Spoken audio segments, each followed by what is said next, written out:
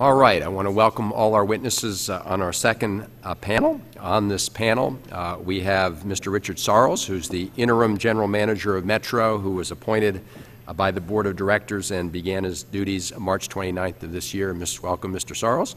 We have Mr. Peter Benjamin, who's the chairman of the Metro board of directors and a member of that board since 2007. Welcome, Mr. Benjamin. Mr. Matt Bassett, who's the chairman of the Tri-State Oversight Committee of Metro, referred to as TOC. Ms. Jackie Jeter, who's the president of the Amalgamated Transit Union Local 689. Welcome. And Mr. David Alpert, who's the vice chairman of the Metro Rider Advisory Council. Thank you all for appearing before the committee today. As you heard from the first panel, it's the custom of this committee to swear in the witnesses. If you could please all stand and raise your right hand as I administer the oath. Do you solemnly swear to tell the truth, the whole truth, and nothing but the truth? Let the record reflect that all witnesses answered in the affirmative. At this time, each of you will have 5 minutes to deliver your oral statement. As you heard, the yellow light means you have 1 minute remaining. The red light means stop. Mr. Sarles, as you begin your testimony, let me just congratulate you on your new assignment. Obviously, you're coming into a very, very tough situation, but we are all, I think, looking forward to working with you to make sure that the Washington Metro system is as safe and as reliable and as efficient as possible. With that, if you could please begin. Thank you very much, Mr. Chairman, Ranking Member Bilbray, and members of the committee. Thank you for the opportunity to testify today. I am Richard Sarles, General Manager of the Washington Metropolitan Area Transit Authority, known as WMATA or Metro. I became Metro's General Manager less than a month ago. In my first few weeks here, I have met with employees, customers, and other stakeholders, and I have reviewed the findings of oversight agencies. Based upon those meetings and findings, we have drafted a 6-month action plan to move Metro forward in addressing our greatest challenges, which I see as safety, service reliability, and budget. Let me begin with safety. We have taken a number of actions in recent months to improve safety, including, for example, hiring a new Chief Safety Officer and adding 12 new positions to our safety department. We now have safety officers assigned to each bus and rail division to improve communications between safety and operational personnel. And we are working hard to improve the safety of our track workers. We established a working group which includes several Metro departments as well as union representatives and others. That group is creating a new roadway worker protection manual and developing a new roadway worker training plan. While we have made progress with regard to safety, we still have work to do. We have established the following 6 safety-related priorities for the next 6 months. 1 is to fill the remaining safety department vacancies and increase training. 2, continue the accelerated closeout of open safety-related audit findings. Let me say here that I am particularly focused on responding to the recommendations in the FTA audit. Our action plan is attached to my written testimony. 3, develop an incident tracking and safety management reporting system. 4, encourage near-miss reporting, including publicizing our anonymous employee safety hotline and strengthening whistleblower protection. 5, complete a new right-of-way worker protection manual and revisions to the Metro Rail Safety Rules and Procedures Handbook.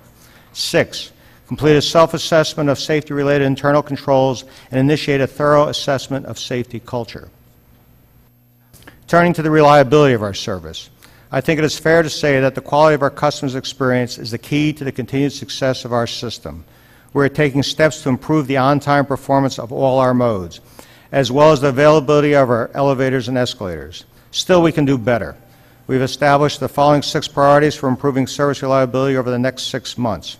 1, increase training for frontline employees and supervisors. 2, create transparent performance tracking and reporting systems. 3, revise inspection and maintenance procedures to reflect changes in operations. 4, pilot a new schedule adjustment on the Red Line. This new schedule will allow for more time for customers to board trains at our busiest stations and will involve more 8-car trains running to the ends of the line.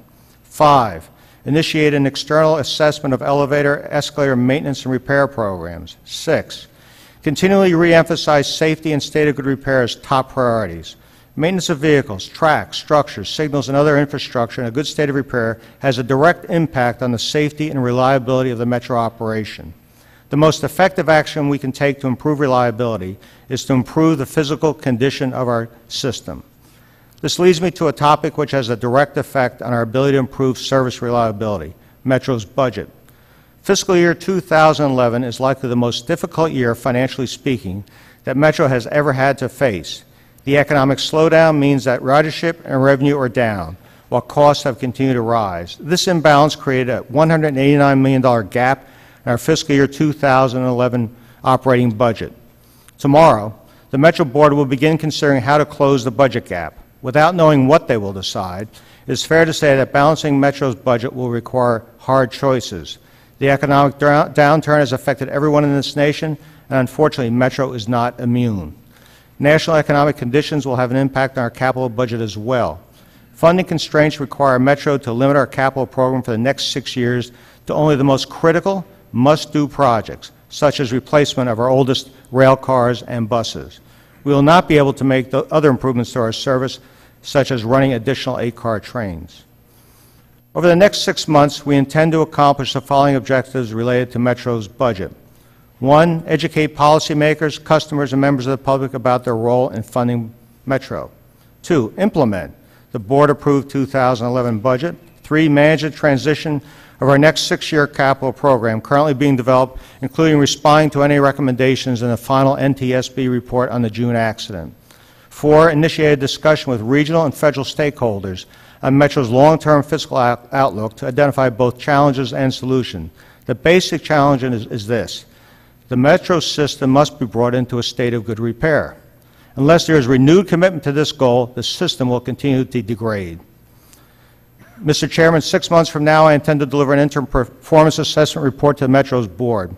But you do not have to wait until then to track our progress. We're developing products that will allow the public to see how we are doing. We expect to launch the first of those monthly vital signs reports shortly. We're committed to improving transparency and communication with our customers and other stakeholders, including Congress. Thank you for the opportunity to testify today. I'd be glad to answer any questions.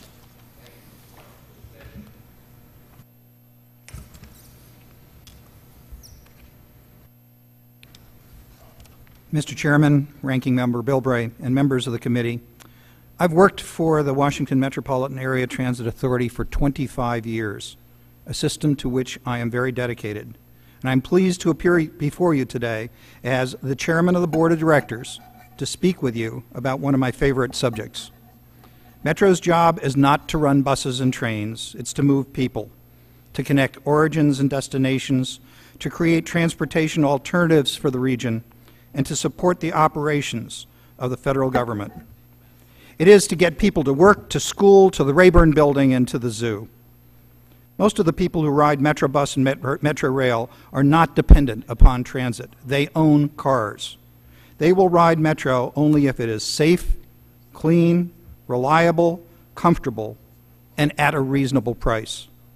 Our challenge is to provide that safe, clean, reliable, affordable service. At the same time, we need to improve our communication with our riders so that they have a better understanding of Metro's limitations.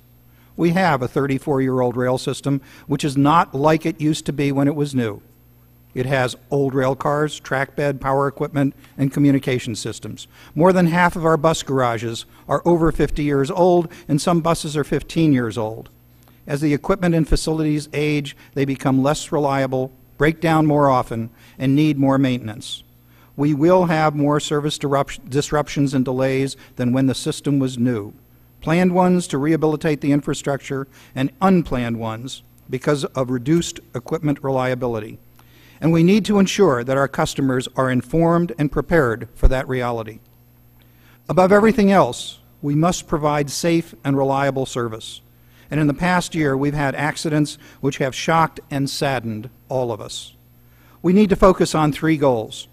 We need to build a new safety culture throughout the organization, from the board and the general manager to the bus and rail operators, mechanics, and track walkers. We need to invest in the equipment, facilities, and personnel needed to enhance safety. And we need to create the policies and procedures that enhance system safety. In doing so effectively, we will restore public confidence in the safety and quality of our service, and we will rebuild trust among policymakers, legislators, and other stakeholders.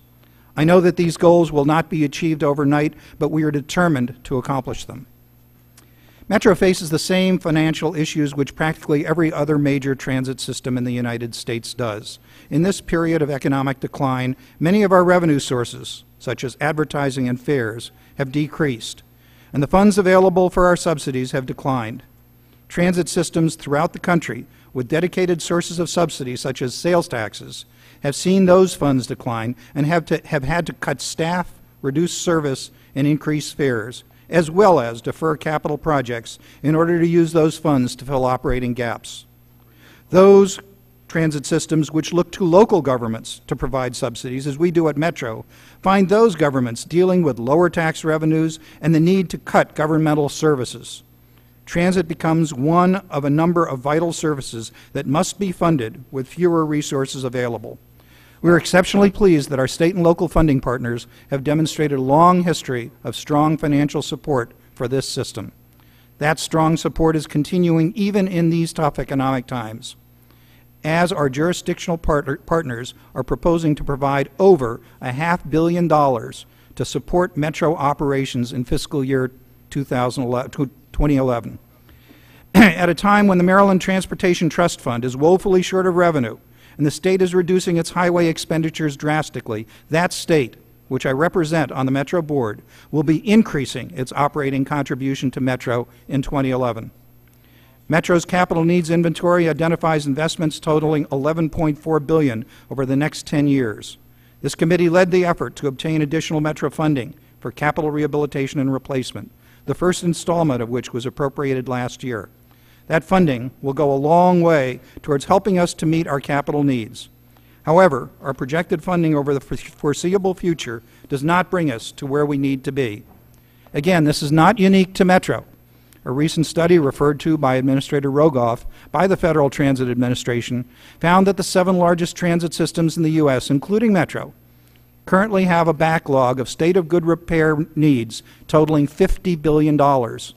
Going forward, the study concluded that these systems would need an additional $5.9 billion per year so as to not to fall further behind. We've been fortunate in that our state and local funding partners have demonstrated strong support on the capital side, just as they've done on the operating side. Over the last 6 years, they've provided Metro with $525 million more in capital contributions than what was needed just to match federal funds. The key, however, rests with you and your colleagues and the administration. Increased support for the state of good repair needs of older systems is essential in the next surface transportation authorization if we and other systems throughout the nation are to continue to be able to provide safe and reliable service. Metro's board is extremely pleased that it was able to convince a leader of Richard Sarles' experience and capability to delay his retirement and help us address our challenges while the board seeks a new permanent general manager for the agency. In his first few weeks here, Mr. Sarles has demonstrated a deep understanding of the issues facing Metro, and he's moving forward aggressively in a number of areas, as he's covered in his testimony. The Metro Board is on the verge of selecting a search firm which will conduct a national and international search for the next permanent general manager. Understanding that we wish to move forward as quickly as possible, we intend to take the time needed to conduct a comprehensive recruitment process so that we can identify the best candidate for what I can honestly say, having seen it close up, is one of the toughest jobs in the transit industry. Mr. Chairman, in conclusion, I simply want to say Metro's mission is to move people safely, reliably, and comfortably. We're committed to carrying out our mission. Bassett. Mr. Chairman, Ranking Member Bilbray, and distinguished members of the committee, thank you for the opportunity to testify today on the important topic of the Washington Metropolitan Area Transit Authority's rail safety challenges and initiatives. Today's hearing is of great importance to the rail transit industry, the citizens of the Washington area, and our nation's transit riders and workers as a whole. The Tri-State Oversight Committee, or TOC, is a joint effort between Maryland, Virginia, and the District of Columbia to oversee WMATA's rail safety and security efforts. We review their accident investigations, approve key safety documents, evaluate corrective actions, and periodically audit their safety procedures and programs. Dating back even before the tragic Red Line collision of June 22, 2009, the TOC noted significant shortfalls in Metro's safety efforts. Accident investigations were not always completed. Safety hazards sometimes went reported, while others were reported to no avail. WMATA's responses to the TOC's information requests were often delayed or inadequate. Audit findings went unaddressed, and as our committee found in a recent assessment, significant gaps existed between operating rules and actual practice. The rail agency's significant funding challenges only compounded the inherent hazards of an aging rail system. However, I am here today to inform the committee and the Congress that in the last 10 months, WMATA has made significant and commendable progress in changing its agency culture, in addressing backlogged action items, in improving their responsiveness to our committee, and in bolstering safety communication across departments. Initiatives such as their cross-discipline, multi-agency right-of-way worker protection task force and interdepartmental efforts to resolve open corrective actions have charted a way forward. Our policy leadership of the committee have also taken crucial steps to strengthen and improve our oversight of the Metro rail system's safety. Yesterday morning, Governor Robert McDonnell of Virginia, Governor Martin O'Malley of Maryland, and Mayor Adrian Fenty of the District of Columbia jointly committed to an interim program to augment the TOC's accountability, independence, and authority.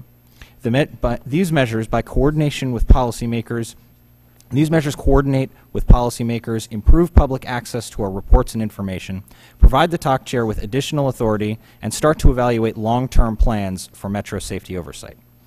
Along with committee monthly meetings with the WMATA interim general manager and quarterly public interaction with the WMATA board, most recently on April 10th, the TOC is entering a new phase in our relationship with Metro as well as with the riding public. WMATA still faces major hurdles in improving the system's safety, especially those related to improving safety communication, addressing backlogged action items, and resolving open investigations. It is essential that the transit agency maintain the momentum it has worked hard to generate in recent months. The recent Federal Transit Administration audit provided a valuable assessment for WMATA and the TOC, and we are working diligently to respond to these findings prior to the deadline early next month. The TOC looks forward to working with WMATA, the FTA, the National Transportation Safety Board, and the Congress to sustain this progress and to ensure that it translates into real and lasting change. Thank you for your time, and I look forward to your questions. Peter. Good morning to the committee. Thank you for your invitation to appear before you today to share our insights, concerns, and suggestions on improving safety and service within the Metro rail system. My statement details issues that you are well acquainted with, so I will focus on items that you may not be familiar with. WMATA's apparent inability to initiate effective internal investigations based upon the evidence to institute effective safety changes continues to inhibit their ability to move towards a safer system. Unfortunately, we meet and talk a lot, but action is needed. Failure to implement needed procedural changes and the lack of oversight to do it quickly continues to compromise safety and service delivery. I would note that there is a tendency to blame individual employees instead of looking for underlying systemic causes of safety-related incidents. Local 689's experience concerning the investigations lead us to believe that WMATA has not implemented several key measures that would make the Metro rail system safer. Urgency and rapidity will be the hallmark of suggested changes we are offering below.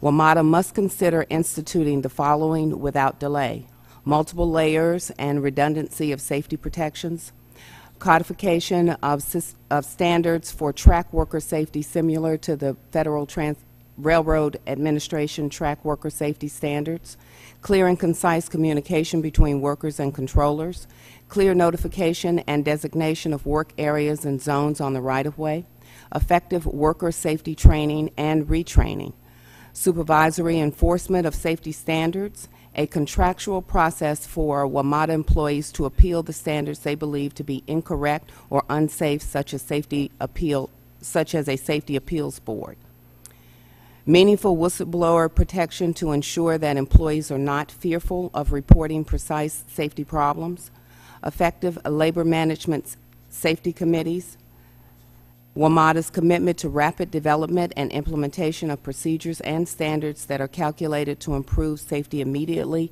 and in the long term.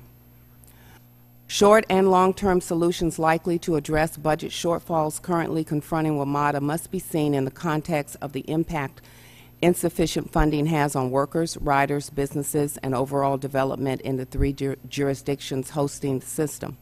Public transportation will never be profitable. It is an expensive public service. The critical nature of funding and the lack thereof has a major impact on the riding public and WMATA employees who are our members. We have struggled with wage and benefit issues for the last 3 years and have been victimized by WMATA's failure to adequately plan for expected labor cost increases. Beyond the impact of wages and benefits is the impact of the public as service cuts are becoming standard practice to help close the budget gaps. I will emphasize the need for flexibility in capital budget allocation in order to allow for capital funds to cover operating costs. The union has suggested the following alternative approaches to job and service cuts WMATA believes necessary because the budget shortfalls it is experiencing. Review carefully the formula grant that is used as a basis of federal funding to consider adjusting the percentage allocated to Metro. Look at reducing the number of parking spaces at Metro stations to induce greater use of the system. Lobby to establish a dedicated funding source from the jurisdictions. Consider recapturing tax incentives given to businesses that surround Metro stations. They should bear a greater share of the cost because they gain a greater benefit as a result of their location. The federal transit benefit should be indexed to both increased use and inflation. It would get an annual increase automatically to reflect the real cost of providing increased service and any increased costs resulting from inflation. Consider supporting the development of the outer spokes of the system to increase ridership and revenue from business development likely to occur around the stations. Local 689 supports the selection of a permanent general manager for WMATA who is a seasoned transit top-level manager with vision, knowledge, anchored by the political savvy most likely to garner public, private, and government support that will nurture the critical system in our nation's capital. We believe the general manager should be a person capable of forming alliances, fostering tri-state cooperation, encouraging legislative affinity for addressing the needs of mass transit while possessing the background that comes from long-term involvement in managing and developing a sizable system. But without true overhaul of the Metro Board, any general manager selected will have serious pressure because of the micromanagement style. I will be pleased to address any questions you might have in regard to my testimony, and I thank you on behalf of my members and the riding public. Thank you, Ms. Jeter. Mr. Albert. Thank you, Mr. Chairman, Ranking Member Bilbray, and members of the committee. Thank you for inviting me to testify today. My name is David Alpert, and I am the District of Columbia Vice Chair of the WMATA Riders Advisory Council. I also report on and advocate for transit and better urban design through my website, greaterwashington.org. The Riders Advisory Council has 21 members appointed by the WMATA Board from the District of Columbia, Maryland, and Virginia. Members use Metro Bus, Metro Rail, and Metro Access, and represent a diverse mix of ages, backgrounds, and ways in which they use Metro. Metro experienced its worst year in history in 2009 and suffered a substantial loss of public confidence. The June 2009 crash on the Red Line and subsequent track worker fatalities catalyzed that change and accelerated awareness of the larger problem, the growing disrepair of the Metro infrastructure. Failing to keep the system in a state of good repair seriously threatens safety. While certainly not as dramatic as the past year's incidents, crowded platforms following service disruptions, crumbling platform tiles, and out-of-service elevators and escalators are significant recurring safety concerns. Renewing the local Metro Matters funding agreement, which is currently under negotiation, is essential. The Council appreciates Congress's support for the $150 million annual federal capital funding for WMATA last year, and hopes Congress will continue to provide these funds. Unfortunately, even continuing that appropriation annually and renewing the Metro Matters agreement leaves WMATA about $3.4 billion short of its identified capital needs over the next 10 years. In addition, WMATA must secure support for its operating budget. Closing the currently projected $190 million operating budget gap for fiscal year 2011 will likely require both significant fare increases and substantial service cuts. Riders are not the only ones who benefit from good transit. The entire region benefits economically. The federal government benefits from greater productivity. And drivers benefit from reduced congestion on roadways. For that reason, the Riders Advisory Council and transit advocates have asked local jurisdictions to increase their contributions enough to forestall severe service cuts. The Northern Virginia counties have taken the greatest steps in this area, explicitly making room in their budgets for greater support for transit. Some representatives, including many Maryland state delegates and county council members, have expressed their support. However, that has not yet translated into meaningful action, and there remains a great deal of uncertainty about the amount the funding jurisdictions can or will ultimately provide. Safety must top the list of Metro's core values. Effective oversight is also critical to maintaining safety and customer confidence in transit. Still, safety cannot exist in a vacuum. Statistics show that commuting by rail is approximately 34 times safer than driving. Mandates that improve safety while maintaining service quality can greatly enhance transit. Mandates that impair service in the long run, in the name of safety, will only drive commuters to other, more dangerous modes of travel. We are pleased that Congress is taking a strong interest in the safety and success of the Washington area's transit system. At the same time, safety for commuters does not start and end with Metro Rail. A USDA employee was killed after the recent snowstorm, walking to the Branch Avenue Metro Rail station in Prince George's County, Maryland, where the sidewalks had not been cleared. A military truck driver closing roads for the recent nuclear security summit killed a bicyclist last week right in downtown D.C. WMATA safety issues have received considerable press recently, but the degree of press attention has been so great specifically because Metro Rail fatalities are so rare, while fatalities on roadways are common to the point that we have become inured to these tragedies. This Congress should not ignore these larger safety concerns, and could draw needed attention to them by also conducting oversight into the ways in which our roadway designs, snow removal policies, and traffic law enforcement succeed or fail at maximizing the safety of commuters on all modes. A safe, reliable, well-maintained, and adequately funded metro system will enrich the entire region, notably including the federal government. I thank you for the opportunity to provide testimony and would be happy to answer any questions you may have.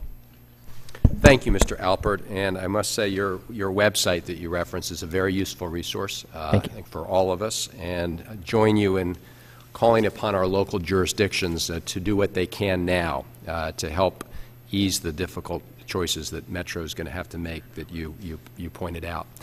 Let me start out by asking some questions of Mr. Sarles and Mr. Benjamin. We heard from Mr. Rogoff in his testimony, and obviously you've familiarized yourself with the FTA report. There was also the report that was commissioned by WMATA by the former general manager, Mr. David Gunn, and I assume you're familiar with that report, right? Is that right? Both? Okay.